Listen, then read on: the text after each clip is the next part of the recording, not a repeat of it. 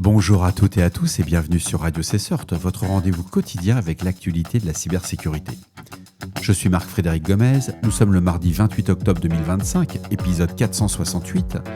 Et au programme aujourd'hui, nous avons ShaneGuard qui va lever 280 millions de dollars pour renforcer la sécurité de l'open source, une vulnérabilité sous Xen, une vulnérabilité MongoDB signalée par le CERT-FR, The Greenbow, un contournement de la politique de sécurité dans le client VPN Windows. QNAP nous alerte sur une faille critique en ASP.NET Core. Nous avons aussi une vulnérabilité dans OpenVPN dans une injection de script. Et Mastercard qui va lancer une offre de Threat Intelligence pour lutter contre la fraude cyber. Bien entendu, l'ensemble des sources utilisées pour faire ce podcast sont disponibles sur le site de radiocessort.org ainsi que dans la description des épisodes. Et si vous êtes un nouvel auditeur, n'hésitez pas à vous abonner au podcast Radio CSERT sur votre plateforme favorite de podcast. Depuis plusieurs mois, on remonte à travers le podcast de Radio CSERT que des attaques ciblent la chaîne d'approvisionnement des logiciels open source. Et une annonce d'un fonds d'investissement américain m'a particulièrement surpris. La société ShaneGuard a annoncé un financement de croissance de 280 millions de dollars accordé par le fonds Customer Value Fund de General Catalyst. C'est une opération qui porte le total levé à 892 millions de dollars, dont 636 sur les 6 derniers mois. Alors l'objectif de ces levées de fonds, c'est d'accélérer la diffusion d'un open source de confiance, durci et prêt pour la prod. ShaneGuard fournit aujourd'hui des images et des bibliothèques sécurisées couvrant les principaux environnements applicatifs open source. Et selon Dan Loren, PDG et cofondateur, ce financement permettra d'étendre la présence de ShaneGuard dans les grandes entreprises, d'accélérer l'adoption de ces offres et de renforcer les équipes produits et ingénierie. Pranav Chingvi, directeur général de Customer Value Fund, souligne que ShaneGuard définit une nouvelle catégorie, celle du Trusted Open Sources Software, désormais considérée comme une composante critique des infrastructures modernes. Alors l'entreprise a récemment lancé les ShaneGuard Libraries pour JavaScript, Java et Python. Ils ont présenté aussi les ShaneGuard VM. Ce sont des environnements cloud agnostiques résistants aux menaces et dépasser les 1700 images, alors là je demande quand même à voir, avec 0 CVE dans leur catalogue. C'est ce qu'on appelle les ShaneGuard Containers. Toutes ces images couvrent la majorité des piles applicatives actuelles open source. Bon, je serais beaucoup plus prudent à ce niveau-là, mais ce qui est très intéressant, c'est que ShaneGuard est désormais disponible sur les marketplaces AWS, Microsoft Azure et Google Cloud Platform. Et parmi ses clients, ça inclut Anduril, Canva, Fortinet, HP, Snap et Snowflake. C'est un projet qui est à suivre. C'est très intéressant qu'une entreprise qui va avoir des moyens qui est proche du milliard quand même et qui va protéger des composants open source qu'on n'a pas forcément eu le temps ou la possibilité de durcir, à voir, à suivre. C'est un très beau projet.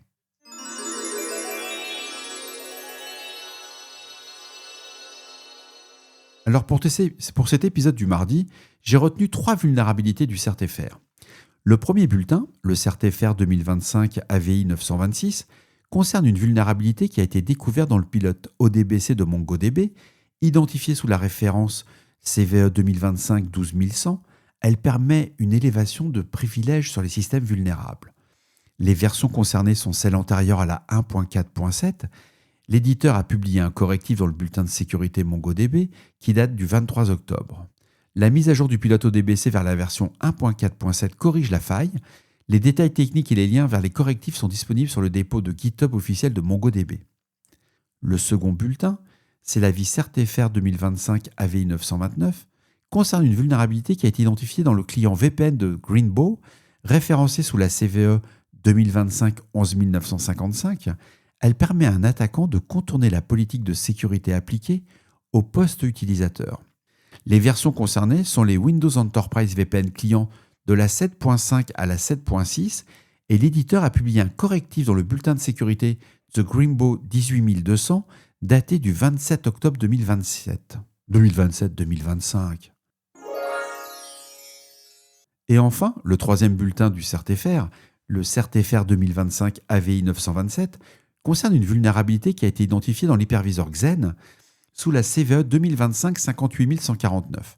Elle permet une atteinte à la confidentialité des données ainsi qu'un contournement de la politique de sécurité.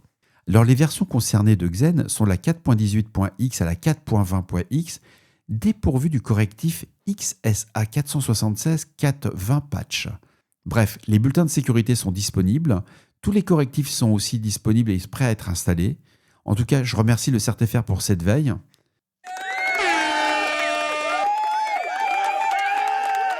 Il ne faut pas l'oublier, c'est gratuit mais c'est de qualité et ça nous permet, à nous qui faisons de la veille dans les équipes de réponse à incidents ou dans les VOC, de savoir quelles sont les vulnérabilités où il faut avoir une plus grande attention.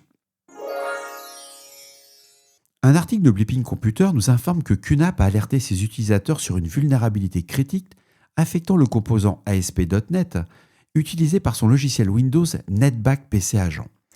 Identifié sous la CVE 2025-55315, cette faille de contournement de sécurité dans le serveur web Kestrel permet à un attaquant disposant de faibles privilèges d'usurper des identités ou de contourner les contrôles frontaux via des requêtes HTTP malveillantes. Microsoft a corrigé cette vulnérabilité 2 semaines plus tôt, donc c'est vraiment lié à ASP.NET, et il lui a attribué un niveau de gravité le plus élevé jamais enregistré pour une faille dans les frameworks ASP.NET Core. Et selon Barry Dorrance, responsable du programme technique de sécurité .NET, son exploitation peut permettre à un attaquant de se connecter sous un autre compte, de contourner les vérifications CSRF ou d'effectuer des attaques par injection.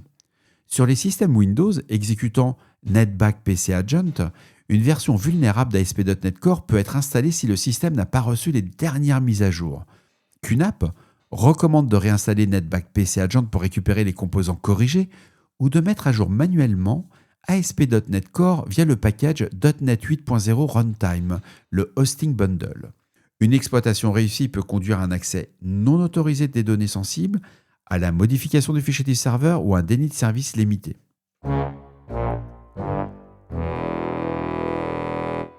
Une faille critique touche les premières versions bêta d'OpenVPN, référencées sous la CVE 2025-10680.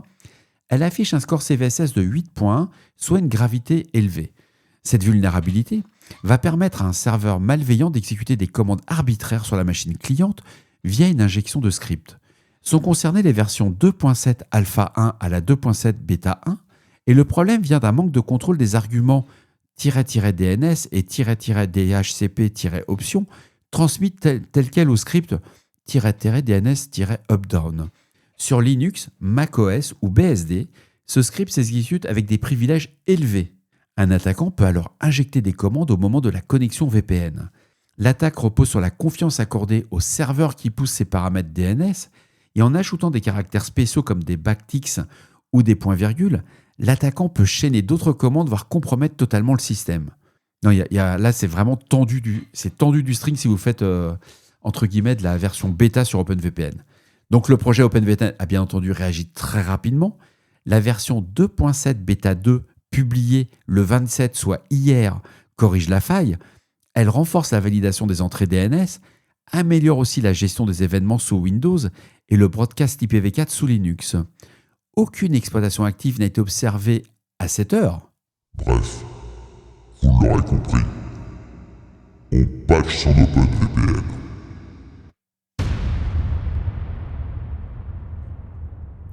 Alors une news qui est passée un petit peu sous les radars, Mastercard a annoncé le lancement de Mastercard Threat Intelligence, une solution de renseignement cyber de Threat Intel sur les menaces appliquées au paiement à grande échelle. Ce service combine les données de fraude issues du réseau mondial de Mastercard avec les renseignements cyber récoltés par Recordit Future, récemment acquis par l'entreprise. L'objectif est d'aider les équipes de détection de fraude et de conformité des banques émettrices et acquéreuses à identifier, prévenir et répondre aux fraudes à composantes cyber, avant qu'elles n'impactent les transactions. Selon Mastercard, 60% des responsables fraude dans le monde déclarent être informés d'une cyberattaque uniquement après l'apparition de pertes financières. L'enjeu n'est plus seulement financier, il devient un sujet de cybersécurité. Le service fournit des renseignements exploitables en temps réel pour anticiper les menaces, et ses principales fonctions incluent la détection de tests de cartes avec alerte immédiate et blocage proactif, l'intelligence sur le skimming numérique pour mesurer l'impact des scripts malveillants collectant des données bancaires, des renseignements ciblés sur les menaces auprès des marchands afin d'évaluer le risque et accélérer la réponse aux incidents, des rapports hebdomadaires sur les vulnérabilités émergentes du secteur des paiements et des analyses de tendance pour renforcer la stratégie de défense. Depuis les phases de test, Mastercard a contribué à identifier et démanteler des domaines malveillants responsables du vol de données cartes bancaires, et ces infrastructures frauduleuses ont touché environ 9500 sites e-commerce et causé près de 120 millions de dollars de pertes estimées. Pour Johan Gerber, directeur mondial des solutions de sécurité chez Mastercard, cette offre marque une étape clé. The Mastercard Threat Intelligence fournit des informations exploitables en temps réel pour perturber les transactions frauduleuses avant qu'elles ne se produisent.